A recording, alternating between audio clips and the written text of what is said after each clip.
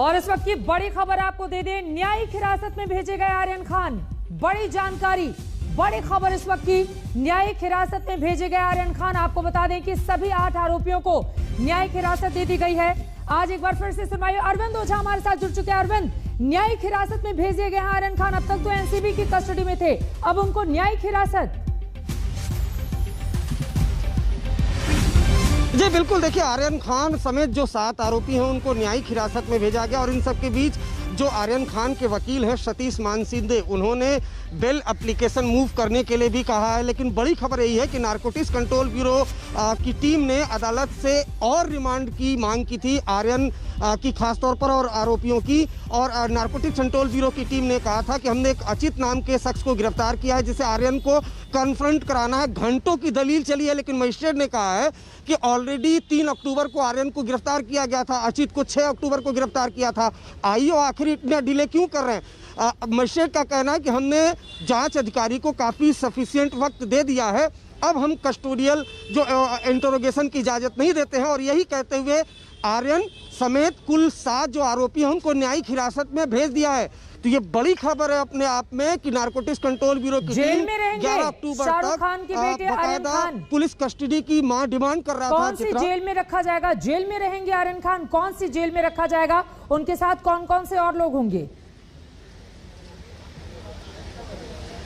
जी देखिए, मैं सबसे पहले आपको बता दूं चित्रा कि अभी अभी जो हमें जानकारी मिली है कि जैसे ही बाकायदा मजिस्ट्रेट ने ऑर्डर दिया है कि 7 दिन की जैसी सतीश मानसिंदे ने इंतरिम बेल के लिए कहा है कि उनका कहना है कि आर्यन के अलावा जो 2 और बेल एप्लीकेशन मूव की गई। अब यह देखना होगा कि मजिस्ट्रेट इस बेल एप्लीकेशन को एक्सेप्ट करते हैं या नहीं करते हैं। अगर एक्सेप्ट नहीं करते हैं तो जेल जाना होगा शाहरुख खान के बेटे आर्यन खान को। जेल की सलाखों के पीछे हो सकता है कि ऑथर रोड जेल भेजा जाए। किस जेल में भेजा जाएगा ये कुछ देर का और इंतजार करना पड़ेगा। जेल होती भी है या फिर बेल हो जाती है। और इसी कोर्ट से, जहां इस वक्त इस कोर्ट में मौजूद है चित्रा किला कोर्ट, यहीं से आर्यन खान सीधा जेल जाते हैं या फिर अपने घर मन्नत बेल मिल जाएगी तो मन्नत जाएंगे। लेकिन बड़ी खबर यही है कि एनसीबी को झटका भी लगा है और साथ ही साथ मजिस्ट्रेट ने यह भी कहा है कि आपको काफ़ी वक्त दे दिया गया है, अब और वक्त देने की गुंजाइश बचती नहीं है। जो नारकोटिक्स कंट्रोल ब्यूरो है वो कह रहा था कि हमें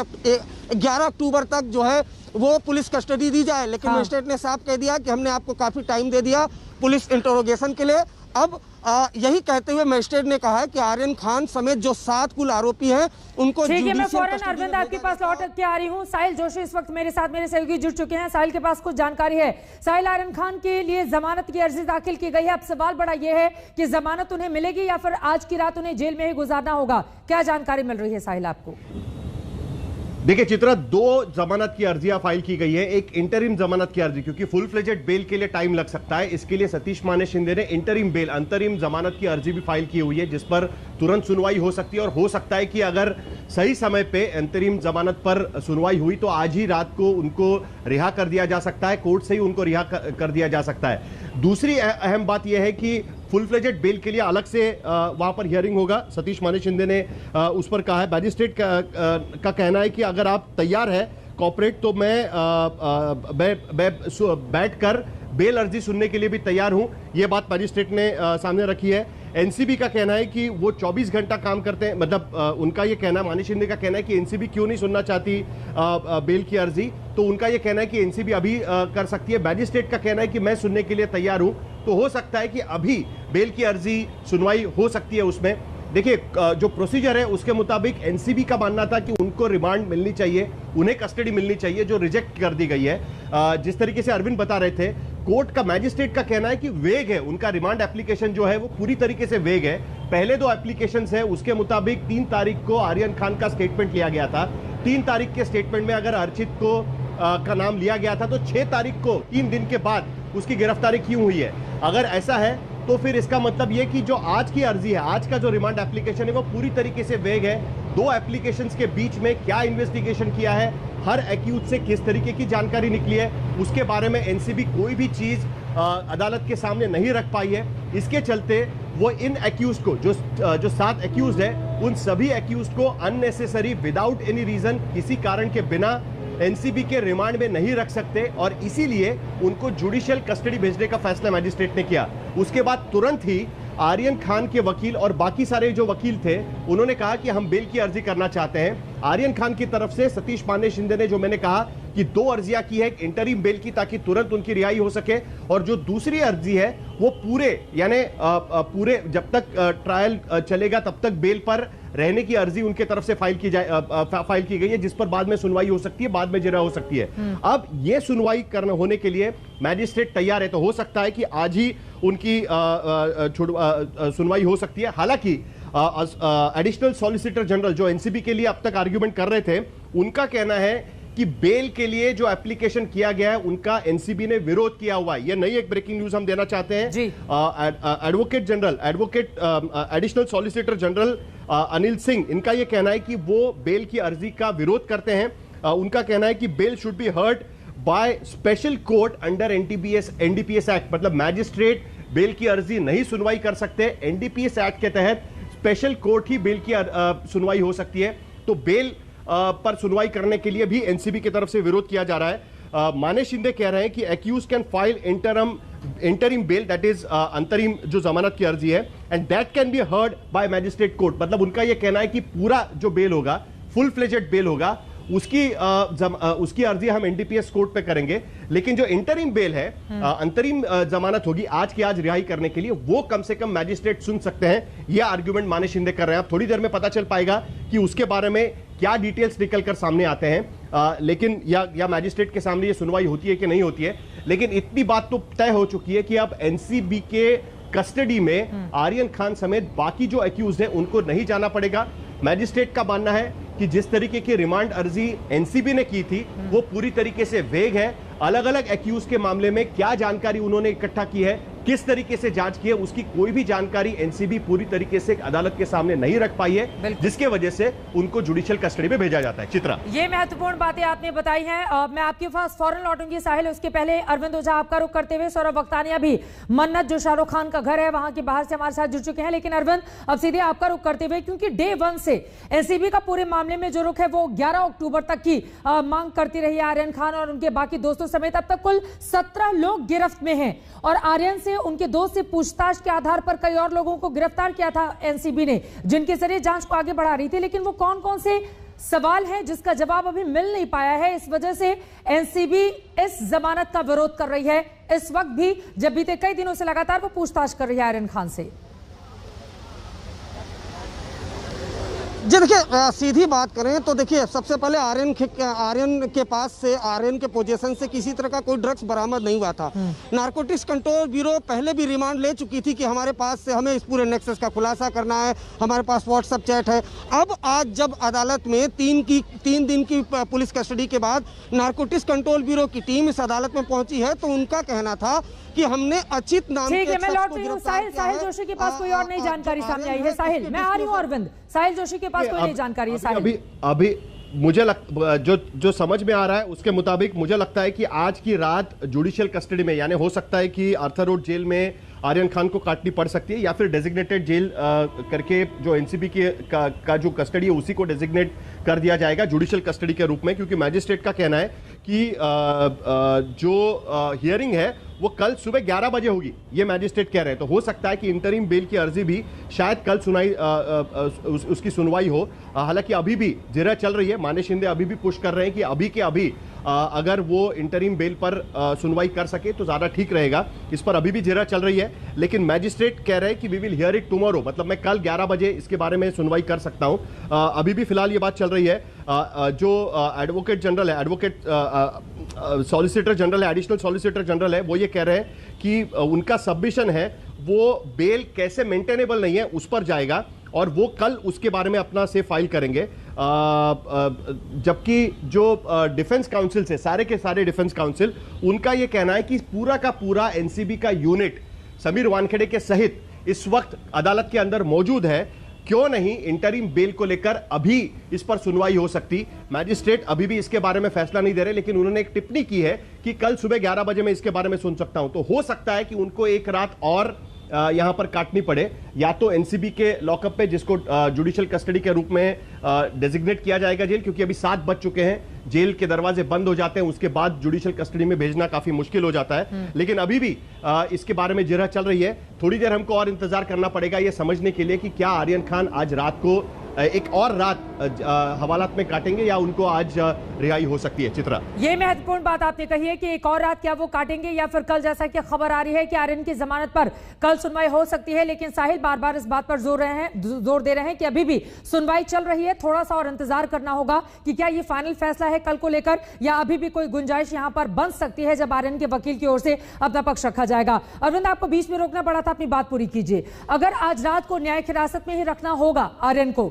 तो क्या वो एनसीबी की जो ये अस्थायी जेल है दफ्तर के भीतर उसी में रहेंगे या फिर आपको लग रहा है कि उनको कहीं और भेजा जा सकता है? जी देखिए, कुछ देर में अभी पता चलेगा। लेकिन बहुत इंटरेस्टिंग चीज एक और आई है कि जो नारकोटिक्स कंट्रोल ब्यूरो के वकील थे वो बेल का विरोध कर रहे थे और ये कह रहे थे कि एनडीपीएस एक्ट में सेशन कोर्ट में इसकी सुनवाई हो। लेकिन सतीश मानसिंदे ने कहा है कि जो एनसीबी के वकील हैं वो लोगों की आज़ादी के लिए खड़े रहें। तो कुल मिलाकर अभी बात करें, मजिस्ट्रेट का ये कहना है कि बहुत मुमकिन है कि कल इसकी बात की सुनवाई हो। देखिए, अब से कुछ देर में पता चल पाएगा और जहां तक मुझे लग रहा है, जहां तक ये जानकारी है कि लगता है कि कल ही इस पूरे मामले की सुनवाई होगी। हालांकि अभी अंतिम फैसला नहीं आया, कुछ देर में पिक्चर क्लियर होगी।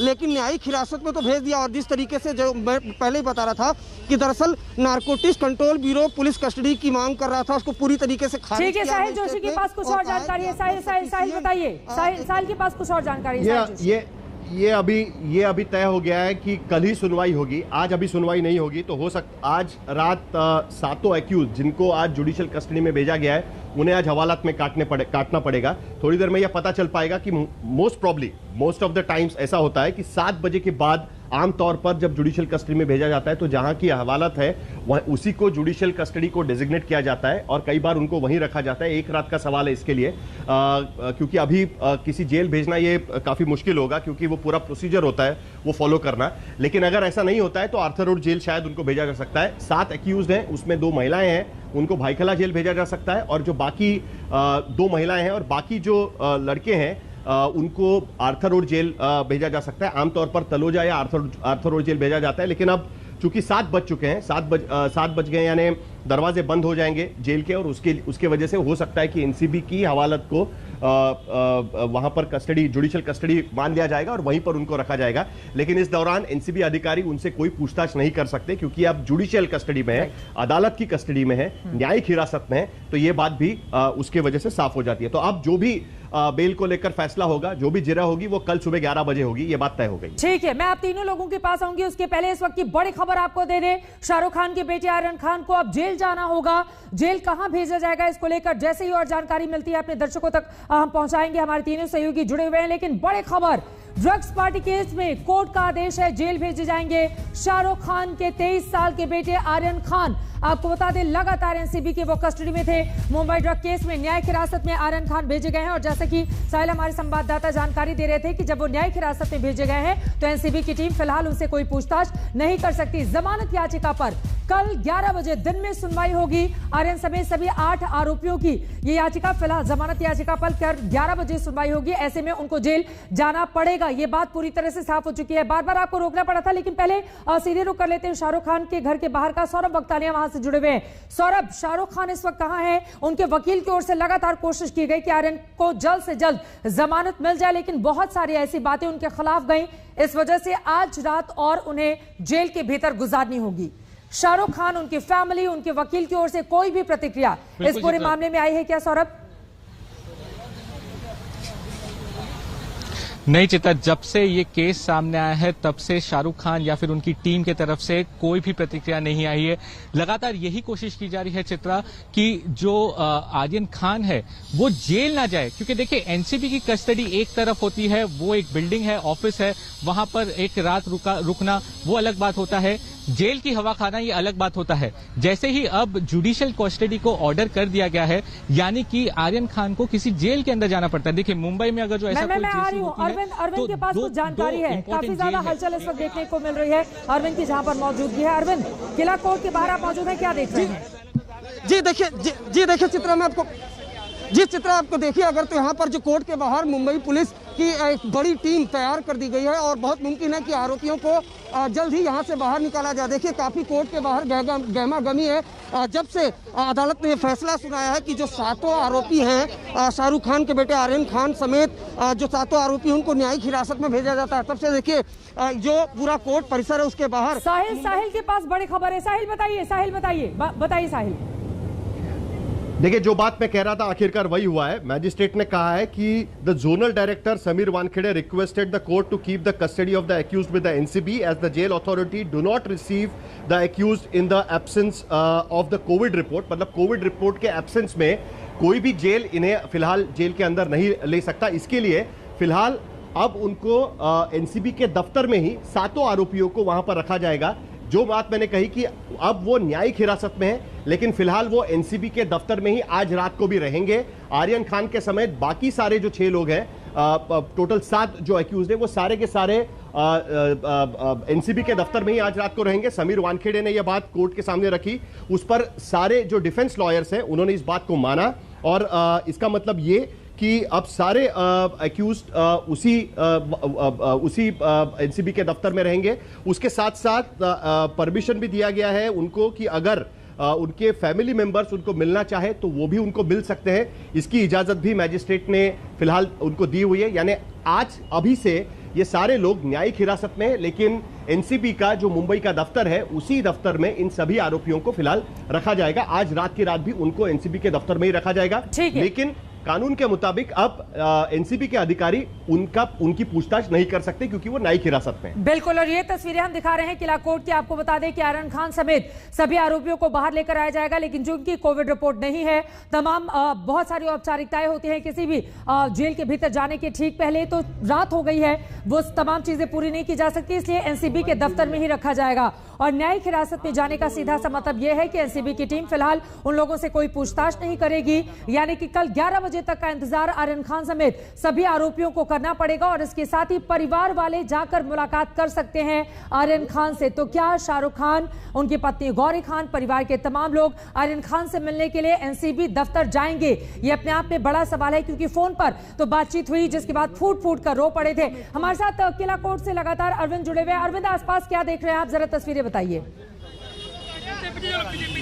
पीछे देखिए तस्वीर आप देख पा रही हैं, सीधे से काफी गहमा गहमी है। और जो ये टीम है, अगर आप देखेंगे सामने जो गाड़ियां आपको देख पा रही हैं, मुंबई पुलिस की गाड़ियां हैं जो नारकोटिक्स कंट्रोल ब्यूरो के साथ तमाम जो आरोपी थे उनको एक्सकॉर्ट करके लेके आ रही थी। अब से कुछ देर बाद यहाँ से आरोपियों को निकाला जाएगा और सीधे मुंबई नारकोटिक्स कंट्रोल ब्यूरो के दफ्तर ले जाया जाएगा। जिस तरीके से वहाँ अगर स्थायी जेल की बात करें तो एक तरीके से वह स्थायी जेल होगा, वो न्यायिक हिरासत में भी रहेंगे।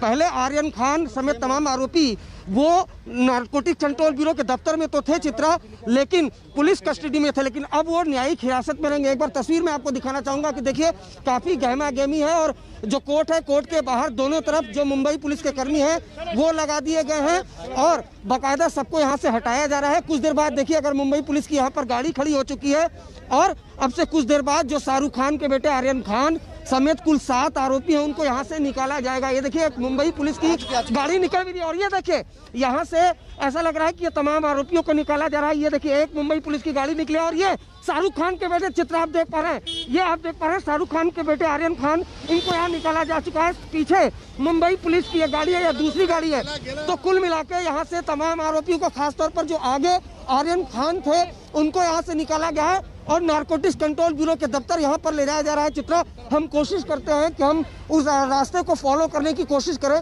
लेकिन ये बड़ी खबर है कि न्यायिक हिरासत में भेजा गया और कोर्ट से जो शाहरुख खान के बेटे आर्यन खान को निकाला जा चुका है।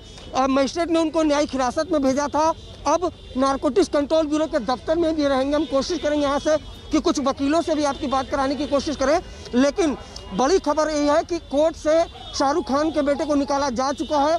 अब वो नारकोटिक्स कंट्रोल ब्यूरो के दफ्तर में जा रहे हैं। ये देखिए, और यहाँ से तमाम जो आरोपी हैं एक एक करके निकाले जा रहे हैं जिनको न्यायिक हिरासत में भेजा गया। और कहीं ना कहीं नारकोटिक्स कंट्रोल ब्यूरो की टीम को झटका भी लगा है क्योंकि वो कस्टडी की डिमांड कर रहे थे। एक एक करके ये देखिए तमाम जो आरोपी हैं चित्रा उनको निकाला जा रहा है। सबसे पहले शाहरुख खान के बेटे आर्यन खान को निकाला गया था, उसके बाद एक एक करके तमाम जो आरोपी हैं वो निकाले जा रहे हैं और सीधा नारकोटिक्स कंट्रोल ब्यूरो। ये देखिए समीर वानखेड़े, समीर वानखेड़े की गाड़ी, हम कोशिश करते हैं उनसे बात करने की।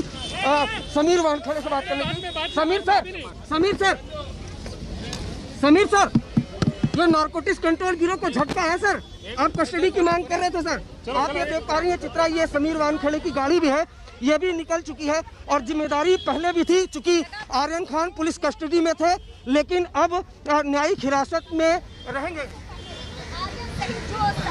आप देख पा रहे हैं, बात करना चाहेंगे सर? तो आप देख पा रहे हैं ये गहमा गहमी यहाँ परिस्थिति है।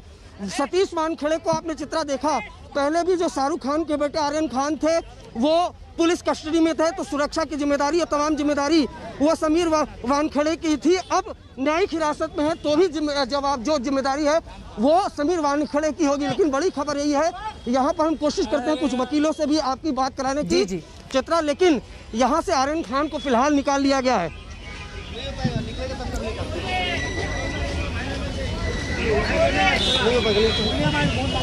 रास्ता थोड़ा चला आगे। लगातार जानकारी देते हुए हमारे संवाददाता अरविंद ओझा, आप देख पा रहे हैं शाहरुख खान के बेटे को सबसे पहले आर्यन खान को एनसीबी की टीम लेकर गई है। सबसे पहले मुंबई पुलिस की एक गाड़ी थी, उसके ठीक पीछे यानी कि दूसरी गाड़ी जिसमें शाहरुख खान के बेटे आर्यन खान से आज एनसीबी दफ्तर में ही जो अस्थायी जेल बना हुआ है उसी में रखा जाएगा और कल 11 बजे कोर्ट में फिर से पेशी के लिए लेकर आया जाएगा, जिसके बाद जमानत की अर्जी पर सुनवाई होगी। आज रात फिलहाल जमानत की अर्जी पर सुनवाई करने से कोर्ट ने इनकार कर दिया। कल सुबह 11 बजे तक का वक्त मुकर्रर किया गया है इसके लिए। अरविंद ओझा लगातार वहां से जुड़े हुए। अरविंद, समीर वानखेड़े से आपने बातचीत भी की थी, दरअसल एनसीबी को लेकर भी बहुत सारे सवाल खड़े हो रहे थे कि क्या जानबूझकर बॉलीवुड के जो दिग्गज हैं उनको निशाने पर लिया जा रहा है। उसके जवाब में उन्होंने कई महत्वपूर्ण बातें बताई थी। मैं चाहूंगी कि उन बातों को भी आप जरा कोट करके बताइए और आसपास की तस्वीरें भी दिखाते रहिए। आप किसी वकील से भी कोशिश कर रहे थे। अरविंद, मैं आऊंगी, साहिल कुछ अपडेट दे रहे हैं। साहिल जोशी, बताइए।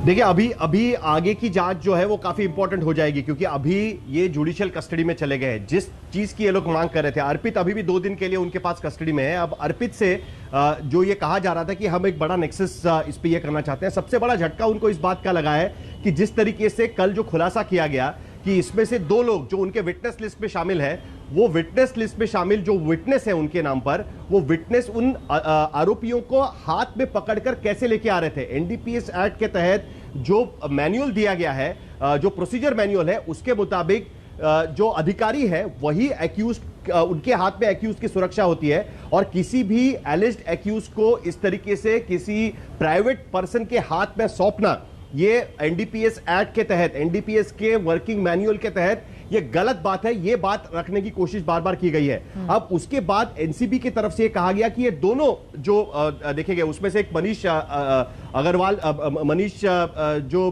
भानुशाली है वो भारतीय जनता पार्टी का कार्यकर्ता है, वो उसने खुद ही माना है। दूसरे जो है केपी गोस्वामी, वो एक प्राइवेट डिटेक्टिव है और ये दोनों लोग एक दूसरे को अच्छी तरीके से जानते हैं। अब ये दोनों लोग जो है वो वहां पर क्या कर रहे थे, वो कह रहे हैं कि ये विटनेस है तो वो उन एक्यूज को पकड़ के अंदर कैसे लेके जा सकते हैं, वो उससे पहले ही वहां पर कहां पहुंचे थे। ये सारी चीजों का जवाब भी कहीं ना कहीं एनसीबी को देना पड़ेगा।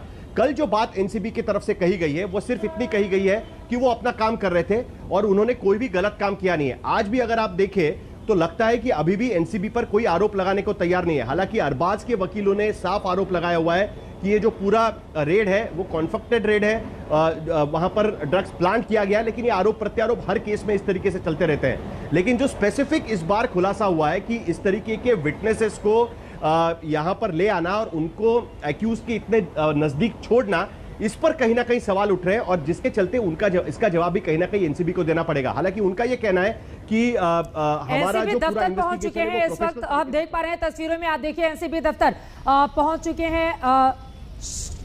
शाहरुख खान के बेटे आर्यन खान और सभी जितने भी आरोपियों को, ये एनसीबी दफ्तर की तस्वीरें इस वक्त आपको दिखाई दे रहे हैं। ग्राउंड फ्लोर पर ही सामने लिफ्ट है, उसके बाद सेकंड फ्लोर पर सभी को लेकर जाया जाता है, जैसा कि इन तस्वीरों में साफ साफ आपको दिखाई दे रहा है। अरविंद, आप लगातार फॉलो कर रहे थे, एनसीबी दफ्तर पहुंच चुकी है पुलिस की गाड़ी और ये देखिए ये ऊपर का पहला मंजिला और ऊपर रखे जाते हैं, यहीं पर अस्थायी जेल बनाया गया है। अरविंद, अपनी बात पूरी करें, आपको बीच में रोकना पड़ा था।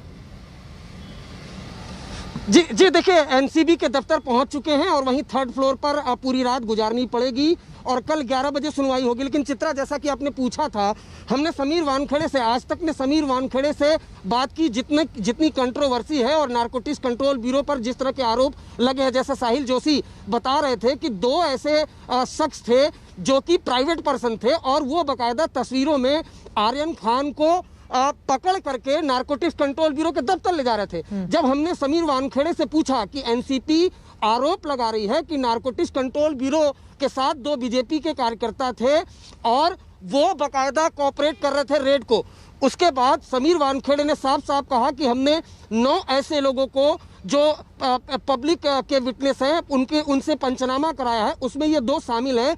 जो पूरा प्रोसीजर है वो लीगली है और कानून के दायरे में हो रहा है। साथ ही साथ आज तक ने यह भी पूछा था समीर वानखेड़े से, चूंकि काफी दिनों से बात चल रही है कि आप सिर्फ सेलिब्रिटीज से जुड़े लोगों को ही टारगेट कर रहे हैं, बॉलीवुड के एक्टर को, टीवी एक्टर्स को, तो उनका कहना था कि हमारे आंकड़े गवाही दे रहे हैं। हमने पिछले 1 साल में 320 लोगों को अरेस्ट किया है, मुंबई में बड़े ड्रग सिंडिकेट का पर्दाफाश किया है। ये तमाम आरोप झूठे हैं। हम गवर्नमेंट सर्वेंट हैं, लोगों को सर्व करते हैं और हम अपना काम आगे भी करते रहेंगे। लेकिन इस तरह के आरोप लगे हैं और कुछ ऐसी तस्वीरें हैं। नारकोटिक्स कंट्रोल ब्यूरो इस बात से इनकार नहीं कर सकता, इस बात की सफाई देनी होगी कि भले ही वो पंचनामा करने आए थे, लेकिन पंचनामा करने वाला एक प्राइवेट पर्सन आर्यन खान का हाथ पकड़कर नारकोटिक्स कंट्रोल ब्यूरो में कैसे लेकर जा रहा है, इसका जवाब नारकोटिक्स कंट्रोल ब्यूरो के पास नहीं था। हालांकि समीर वानखेड़े की अपनी दलील है और उनका कहना है कि पूरी तरह से कानूनी प्रक्रिया का पालन हो रहा है, हम अपनी जांच बिना किसी दबाव के आगे बढ़ाते रहेंगे। और इन सब के बीच जो बड़ी खबर यही है कि एक बार फिर आर्यन खान उसी नारकोटिक्स कंट्रोल ब्यूरो के दफ्तर में पहुंच चुके हैं जहां पर वो पुलिस कस्टडी में थे, लेकिन अब फिलहाल वो न्यायिक हिरासत में है। एक तरीके से कहे तो अस्थायी जेल में है, वहां पर पूरी रात उनको वहां पर गुजारनी होगी और उसके बाद कल फिर से 11 बजे सुनवाई होगी बेल पर। नारकोटिक्स कंट्रोल ब्यूरो की टीम ने आज ही विरोध किया था बेल का, ये कहते हुए कि दूसरे कोर्ट में, एनडीपीएस कोर्ट में इसकी सुनवाई होनी चाहिए थी। लेकिन आज कहीं ना कहीं नारकोटिक्स कंट्रोल ब्यूरो की टीम को झटका भी लगा है और कहीं ना कहीं मजिस्ट्रेट ने, जैसा साहिल बता रहे थे, वेग रिमांड को वेग बताया और ये कहा कि जब आर्यन को 3 अक्टूबर को गिरफ्तार किया गया और आप आधार में कह रहे हैं कि हमने एक अंचित नाम के शख्स को गिरफ्तार किया है, दोनों को कन्फ्रंट कराना है, तो आपके पास काफी वक्त था। अब जांच अधिकारी को और वक्त नहीं दिया जा सकता। बिल्कुल, लिहाजा और भी कई महत्वपूर्ण बातें हैं। अरविंद, जब आपने बातचीत की थी समीर वानखेड़े से, उसका जिक्र मैं करूंगी क्योंकि बहुत सारे सवाल एनसीबी को लेकर भी पूछे जा रहे हैं। लेकिन साहिल, आपके पास कोई जानकारी आप बताना चाह रहे हैं? अब मुश्किलें आर्यन की इतनी ज्यादा बढ़ गई हैं इसके बारे में, क्योंकि इंटरनेशनल ड्रग रैकेट की ओर भी कहीं ना कहीं एनसीबी यहां पर इशारे दे रहा है। देखिए, एनसीबी क्या इशारे दे रहा है वो उनको अदालत में देनी पड़ेगी, लेकिन जहां तक अभी इन्वेस्टिगेशन की बात है, ये बात तो अब साफ है कि अब एनसीबी को इस मामले में चार्जशीट फाइल करनी पड़ेगी और चार्जशीट फाइल करने के बाद जब जिरा होगी चार्जशीट पर, क्योंकि चार्जेस फ्रेम करने पड़ेंगे। आर्यन खान पर जो एनसीबी ने आरोप लगाया है वो कंजम्पशन का आरोप है, यानी उन्होंने ड्रग्स का सेवन किया, ये आरोप लगाया हुआ है। दूसरा आरोप उन पर यह लगाया गया है कि उन्होंने ड्रग्स परचेस किए, वो भी उन पर आरोप लगाया गया है। अब ये दोनों आरोपों के बारे में उनको चार्जशीट में अपनी जानकारी वहां पर रखनी पड़ेगी। दूसरी अहम बात यह है कि जो एनसीबी की जिरा आज पूरे अदालत में हमने सुनी है, उसके तहत उनका यह कहना था कि जो सारे 17 लोग इस पूरे मामले में पकड़े गए, अरविंद मुझे करेक्ट कर सकते हैं 17 या 18, लेकिन मेरे ख्याल से 17 लोगों के बारे में आज स्पेसिफिकली जिरा की गई। 18वां जो अर्पित है उसका 2 दिन का कस्टडी हो चुका है। तो जो 17 लोगों की कस्टडी के बारे में जिरा हो रही थी, वो 17 लोगों के बारे में एनसीबी का यह कहना है कि ये सारा एक पूरा सिंडिकेट है। उसमें से 9 लोग ये क्रूज पर मिले हैं या क्रूज पर एंटर करने के पहले मिले हैं, और जो बाकी लोग हैं उसमें पेडलर्स हैं। 2 लोग उसमें से सिर्फ ऐसे हैं कि जिनके पास कमर्शियल क्वांटिटी में नारकोटिक सब्सटेंस मिला है। बाकी जो सारे लोग हैं, आर्यन खान के पास तो कुछ मिला ही नहीं है, एनसीबी ने खुद अदालत में कहा है। जो बाकी लोग हैं उनके पास नॉन कमर्शियल क्वांटिटी, एनसीबी का कहना था कि क्वांटिटी में मत जाइए, हम ये कह रहे हैं कि ये सारे लोग रेव पार्टी के तहत वहां पर गए थे। इन लोगों को बुलाया गया था, जो जहाज पर गए उनको बुलाया गया था ये कहकर कि वहां पर ड्रग्स की पार्टी होगी, ड्रग्स आपको सप्लाई किए जाएंगे, और वो जो ड्रग्स हैं वो इन पेडलर्स के जरिए और जिनके पास कमर्शियल क्वांटिटी मिली है उनके जरिए उनको वहां पर पहुंचाया जाएगा। हालांकि वकीलों का यह कहना था, खास करके अयाज खान जो वकील है, उन्होंने यह बात कही कि 3 अलग अलग पंचनामा किए गए हैं और जो ड्रग्स बरामद हुए हैं वो अलग अलग बरामद हुए। किसी के पास MDMA मिला है, किसी के पास चरस मिला है और किसी के पास गोलियां मिली है, इसकी HKC की गोलियां मिली है। लेकिन जो अर्पित नहीं, आज सब आप 8 आरोपी को जुडिशियल कस्टडी में रिमांड किए हैं साहब ने, और हमारे बेल एप्लीकेशंस की हियरिंग कल सुबह में 12:30 बजे रखे। जिस तरीके से प्रेसिडेंट हमने देखे नहीं है बहुत ज़्यादा इस तरीके की, आज जुडिशियल कस्टडी होने के बाद भी कोर्ट ने डिफेंस लॉयर की रिक्वेस्ट पे ही आज NCB के ऑफिस में रखने का आदेश दिया। सारे नहीं, हमारे रिक्वेस्ट नहीं है, वो कोविड का प्रोटोकॉल है और बिकॉज उनके पास सर्टिफिकेट नहीं है इसीलिए उन लोग अभी इतना लेट हो गया है, इसीलिए उन लोग को वापस NCB कस्टडी में सेफ कस्टडी के लिए रखा है बस। सर कल के लिए कोई इंस्ट्रक्शन है NCB को जो बेल हियरिंग के लिए वो उन लोग अपना रिप्लाई फाइल करेंगे और फिर court will hear both sides and decide on merits. Sir एक और मामला आ रहा था कि क्या इस कोर्ट के पास जुरिस्डिक्शन है बेल एप्लीकेशन सुनने का, जबकि जी हाँ, हमारा नहीं ऐसा कुछ, हमारा ऐसा सबमिशन है कि क्योंकि सेंटेंस जो है मैक्सिमम अप टू 6 मंथ्स है, तो इसीलिए ये कोर्ट को जुरिस्डिक्शन है। सर लेकिन आज जिस तरीके से आर्ग्यूमेंट्स हुई और तमाम दूसरी बातें थी, अचित की गिरफ्तारी के बाद जो नए उपजी परिस्थितियां हैं या फिर फॉरेन नेशनल की गिरफ्तारी, उन सभी आर्ग्यूमेंट्स को दरकिनार किया और कहा कि पूछताछ नहीं, ऐसा कुछ नहीं है सर, ये सब इंडिविजुअल रिकवरीज है और NCB बोल रहा था कि सब NCB का सबमिशन था कि ये सब एक साथ जॉइंट है, पर ऐसा नहीं है, सब अलग अलग है। तो इसीलिए कोर्ट ने कहा कि ये अलग अलग नहीं हो सकता, अलग अलग रिकवरीज है और कस्टडी की जरूरत नहीं है। सर आप मानते हैं कि जो NCB के जो आर्गुमेंट्स थे वो एक तरीके से बेसलेस थे, कोर्ट ने ये माना क्या? ऐसा नहीं है, we all may do our job sir, court decides 6 दिन तो कस्टडी में था वो, तो द कोर्ट थॉट कि it was sufficient time for them to investigate, that's all. Achit के रोल को लेकर काफी कुछ दावे किए गए, अरबाज के बारे में भी और आर्यन के बारे में भी, लेकिन कोर्ट ने उसको एक्सेप्ट नहीं किया। क्योंकि कुछ एविडेंस नहीं है तो कोर्ट क्यों एक्सेप्ट करेगी? ठीक है, थैंक यू। जो आरोपी पक्ष के वकील हैं उनको आप सुन रहे थे, उनकी ओर से विस्तार में बताया गया है कि कल 11 बजे इस पूरे मामले में उनकी जमानत अर्जी पर सुनवाई होगी। इसके अलावा उन्होंने ये भी जानकारी दी है कि चूंकि जो जेल की औपचारिकताएं होती हैं वो पूरी नहीं हो सकती, इस समय काफी देर हो चुकी है, इस वजह से NCB के ही दफ्तर में उन सभी को रखा जाएगा। अपने आप में बेहद महत्वपूर्ण, कल क्या जमानत मिल जाएगी आर्यन खान को, ये देखना होगा, क्योंकि लगातार उनके वकील शाहरुख खान, पूरे परिवार की ओर से कोशिश यही की जा रही है। लेकिन जिस तरह की बातें निकलकर सामने आई है, और इसी सवाल के साथ सीधे मैं आपका रुख करना चाहूंगी, क्योंकि हम सब ने देखा था जो बातें NCB की ओर से कोर्ट के भीतर रखी गई हैं, उसमें उस चैट का भी जिक्र किया गया है अरविंद ओझा, जिन चैट के जरिए शिकंजा और ज्यादा कस गया है आर्यन खान पर, क्योंकि उसके जरिए इंटरनेशनल ड्रग ट्रैफिकिंग की भी बात NCB की ओर से बताई गई है भीतर। और अचित कुमार जिसकी गिरफ्तारी हुई है, कहा जा रहा है आर्यन से पूछताछ के आधार पर ही उसको वो गिरफ्त में आया है, और इन तमाम लोगों से पूछताछ बेहद जरूरी है। लेकिन अब तो चूंकि न्यायिक हिरासत है तो NCB की टीम पूछताछ कर नहीं सकती है। देखिए, आपको बताऊं कि इसी पर मजिस्ट्रेट ने बहुत इंटरेस्टिंग बात कही। उनका कहना था कि 3 अक्टूबर को आर्यन गिरफ्तार होते हैं और अचित 6 अक्टूबर को गिरफ्तार होते हैं। आज जो तारीख है, इतना काफी सफिशिएंट वक्त था कि नारकोटिक्स कंट्रोल ब्यूरो के जो IO थे वो कन्फ्रंट करा सकते थे। तो ये जो रिमांड मांगी जा रही है ये वेग है, इसीलिए न्यायिक हिरासत में भेजा गया। यानी नारकोटिक्स कंट्रोल ब्यूरो की वो दलील कि अचित और आर्यन अरबाज को कॉन्फ्रंट कराना है वो खारिज कर दिया। नारकोटिक्स कंट्रोल ब्यूरो ने जरूर ये दावा किया है कि जो अचित नाम का शख्स है, मुंबई के पवई का रहने वाला है, उसको गिरफ्तार किया गया है स्मॉल क्वांटिटी की ड्रग्स के साथ। वो जो शख्स है अचित, वो गिरफ्तार हुआ है आर्यन और अरबाज के डिस्क्लोजर पर। लेकिन फिर वही बात अटकती है कि 3 अक्टूबर को आर्यन को गिरफ्तार किया जाता है, अरबाज को 6 अक्टूबर को गिरफ्तार किया जाता है अचित को। तो काफी आपके पास वक्त था, आप कन्फ्रंट करा सकते थे, इसलिए आपकी खारिज किया जाता है। देखिए, व्हाट्सएप चैट की बात की गई थी कि व्हाट्सएप चैट, इंक्रिप्टेड डॉक्यूमेंट्स वो रिकवर हुए हैं, लेकिन ये भी बात एक सत्य है कि आर्यन खान के पोजीशन से किसी भी तरीके की ड्रग्स की रिकवरी नहीं हुई थी। देखिए, कोई भी एजेंसी जब जांच करती है तो पुलिस कस्टडी या पुलिस रिमांड में लेने के लिए इस तरह के तमाम दलील देती है कि हमें फलाना अक्यूज को इसलिए पुलिस कस्टडी में लेना है कि हमें उससे ये पूछताछ करनी है, हमें पूरे नेक्सस का खुलासा करना है।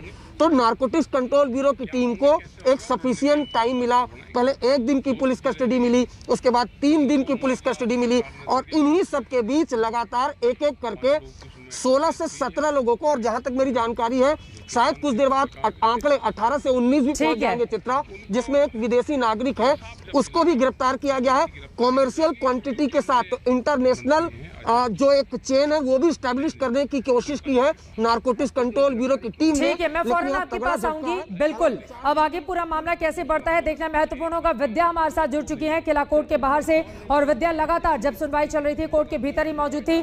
कोर्ट के अंदर क्या कुछ हुआ, वो कौन कौन सी बातें रही जो आर्यन के खिलाफ गई, जिसके बाद उनको न्यायिक हिरासत में भेजा गया, उनको बेल नहीं दी गई, विस्तार से विद्या जरा इसके बारे में जानकारी दीजिए आप। जी देखिए, अगर इस पूरे मामले को अगर आप गौर से देखेंगे तो दो बार बेलेबल ऑफेंसेस होने के बावजूद अदालत ने ये माना कि एनसीबी को जांच पड़ताल करने के लिए चाहिए था कस्टडी। लेकिन जब अदालत में एनसीबी ने सारे आरोपियों को पेश किया, 8 आरोपियों को, तो साफ साफ उसमें नजर आ रहा था कि उन्होंने कुछ खास काम नहीं है। देखिए, उन्होंने आचित को एक पकड़ के लेके आए थे और कहा कि आर्यन और अरबाज ने इसका नाम लिया है, तो आर्यन और अरबाज की कस्टडी आप मांगेंगे ना, बाकी जो हैं बाकी जो 7 लोग हैं आप उनकी कस्टडी आप 5 लोगों की क्यों मांग रहे हैं? इसका जस्टिफिकेशन नहीं था एनसीबी के पास।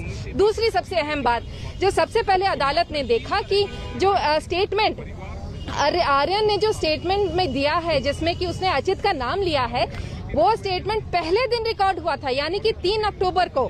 3 अक्टूबर से लेकर अब जाके 6 अक्टूबर को आप अचित को अरेस्ट कर रहे हैं। इसका मतलब क्लियरली है कि आपकी प्रायोरिटी में था ही नहीं ये मामला।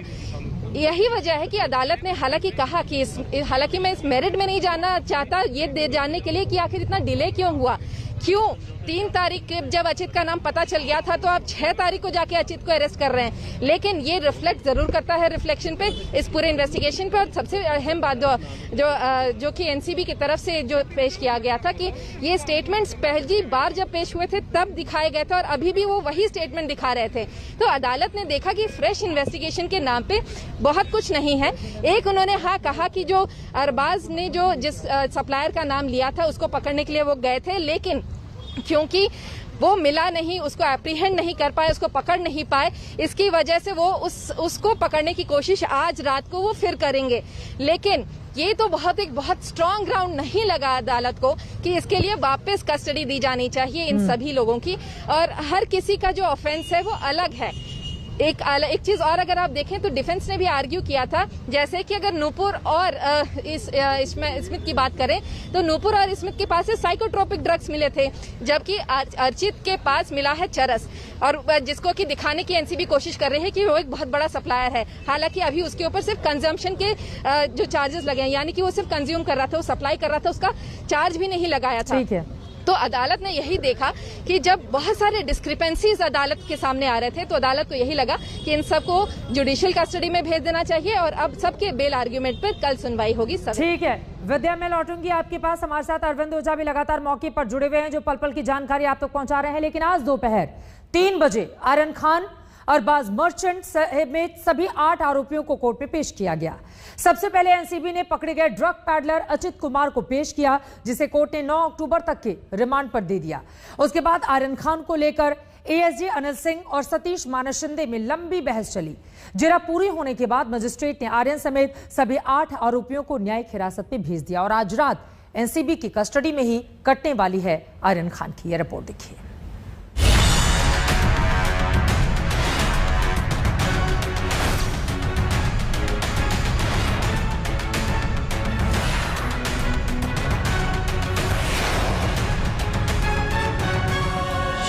सुबह से ही एनसीबी दफ्तर में लोगों का हुजूम जमा था, क्योंकि आज मुंबई क्रूज ड्रग केस के आरोपियों को एनसीबी कोर्ट में पेश करने वाली थी। एनसीबी की टीम दफ्तर से तेजी के साथ निकली। साथ निकले आर्यन खान, अरबाज मर्चेंट और मुनमुन धमीचा। इन्हें लेकर एनसीबी की टीम किला रोड कोर्ट के लिए निकल पड़ी। सबसे आगे अरबाज मर्चेंट की गाड़ी थी, उसके बाद मुनमुन धमीचा और उसके पीछे की गाड़ी में आर्यन खान बैठे थे।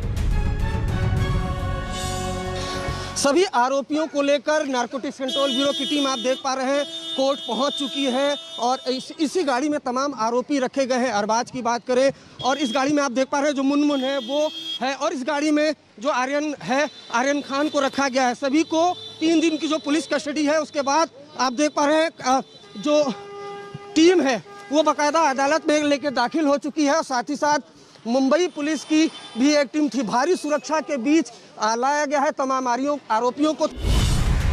आर्यन खान, अरबाज मर्चेंट और मुनमुन धमीचा की एनसीबी की कस्टडी आज पूरी हो रही थी। एनसीबी ने कोर्ट में इनकी कस्टडी 11 अक्टूबर तक बढ़ाने की अर्जी लगाई। एनसीबी ने कोर्ट में बताया कि आर्यन खान से पूछताछ के आधार पर अचित कुमार नाम के ड्रग पेडलर की गिरफ्तारी हुई है। एनसीबी ने अचित कुमार को भी कोर्ट में पेश किया। अचित कुमार पवई का रहने वाला है। सरकारी वकील अद्वैत सेठना ने बताया कि अचित कुमार ने ही आर्यन खान और अरबाज मर्चेंट को गांजा सप्लाई किया था।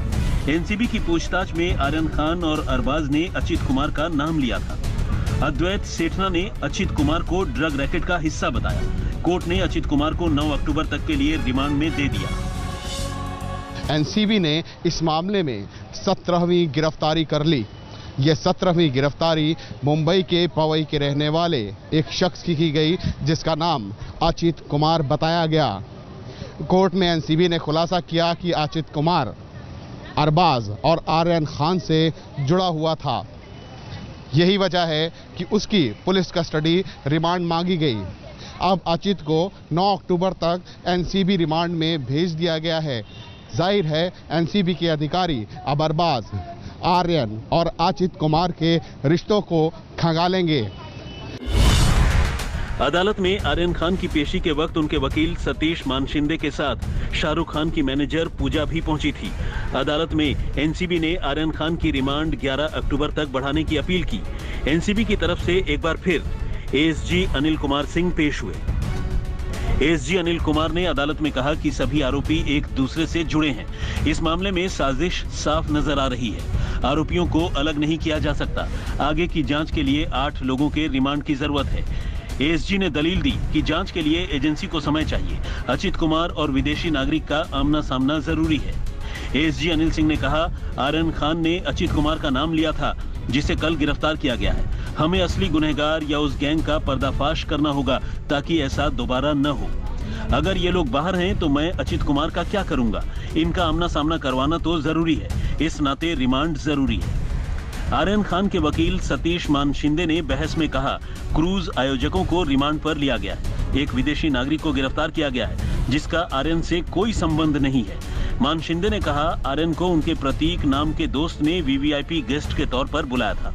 आर्यन और प्रतीक के बीच लंबी चैट है जिसमें रेव पार्टी या ड्रग्स के सेवन का कोई जिक्र नहीं है। बैग की तलाशी में भी कुछ नहीं मिला।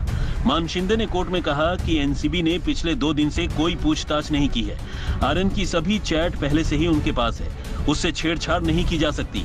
पिछले 7 दिनों में उन्होंने किसी भी साजिश का खुलासा नहीं किया।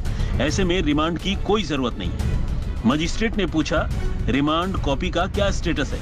मानशिंदे ने आर्यन की तरफ से कहा, हम सबसे लंबे समय से हिरासत में हैं। एनसीबी की जांच आगे नहीं बढ़ी है। वे कह सकते हैं कि मैं उन्हें जानता हूं। इसका मतलब ये नहीं है कि मैंने उनसे कुछ भी लिया है। आर्यन खान के वकील सतीश मानशिंदे ने कोर्ट में ये बताया कि अरबाज मर्चेंट से आर्यन की दोस्ती थी, लेकिन आर्यन को अरबाज की गतिविधियों के बारे में कुछ पता नहीं था। प्रतीक नाम के जिस दोस्त ने आर्यन को बुलाया था वो अरबाज मर्चेंट का भी दोस्त था। विद्या के साथ तंसीम हैदर, मुंबई, आज तक। कल सुबह जब 11 बजे सुनवाई होगी, आर्यन खान को क्या जमानत मिल जाएगी या फिर आगे क्या होगा, इस पर लगातार आज तक की नजर बनी रहेगी। इसी के साथ शंखनाथ में अभी के लिए मेरे साथ बस इतना ही। देश और दुनिया की बाकी खबरों के लिए आप देखते रहिए आज तक।